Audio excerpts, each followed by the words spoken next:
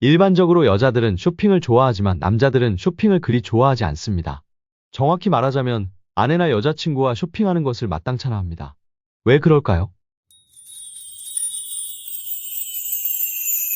그 이유는 지루하기 때문입니다.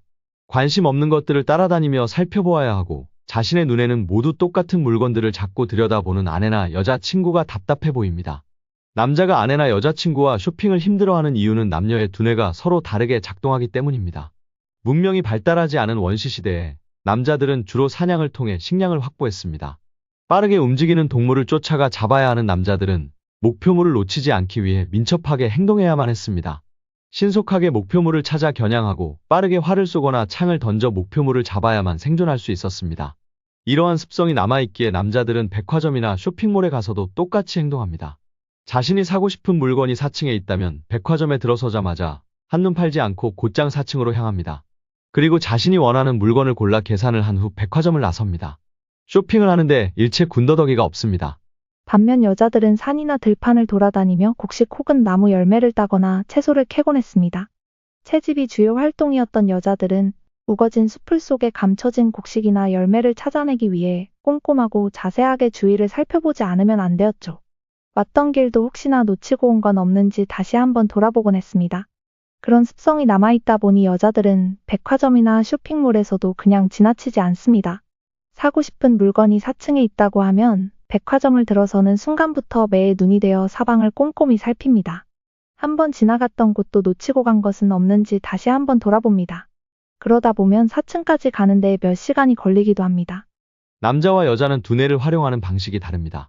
남자가 우거진 숲풀 속에서 무언가 발견했다면 그것이 사냥감인지 아니면 자신을 해칠 수 있는 동물인지 빠르게 판단해야 합니다. 사냥감이면 재빠르게 잡아야 하지만 육식 포유동물이라면 불이 나게 도망가야 합니다. 그러한 의사결정이 일어나려면 눈을 통해 뇌 뒷부분에 있는 시각피질로 전달된 정보가 빠르게 이마 부근에 자리 잡은 전두엽으로 전달되어야 합니다. 그곳에서 사냥감인지 육식동물인지 지각하고 판단하는 과정을 거쳐 적절한 대응을 하게 됩니다. 이 과정이 빠르면 빠를수록 생존에 유리하겠죠. 그래서 남자들은 뇌의 앞뒤간에 정보를 주고받는 기능이 발달될 수밖에 없었던 것입니다.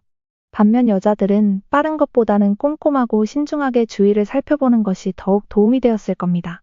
좌우뇌를 모두 활용하여 서로 정보를 주고받는 것이 효과적인 셈이죠. 그래서 여자들의 뇌는 같은 방구의 앞뒤보다는 좌방구와 우방구 간의 신경회로 연결이 더욱 발달되어 있습니다. 이렇듯 여자와 남자는 뇌의 작동 방식이 다릅니다. 중요한 것은 서로 다르다는 것을 인정하는 것입니다. 당신은 왜 필요한 것만 사고 가면 되지 그렇게 여기저기 들쑤시고 다니는 거야? 라거나 당신이랑 쇼핑 오면 하도 안달을 해서 마음이 불안해서 못 견디겠어라고 푸념하기보다는 상대방의 입장을 이해하고 최선을 다해 배려하려는 마음이 더 중요합니다. 그것이 소통의 시작이라고 할 수 있죠. 상대방에 대한 이해와 배려 없이 나의 편의, 나의 주장만 내세운다면 그곳으로부터 소통의 질식이 일어나기 시작하고 갈등의 골이 파이게 마련입니다.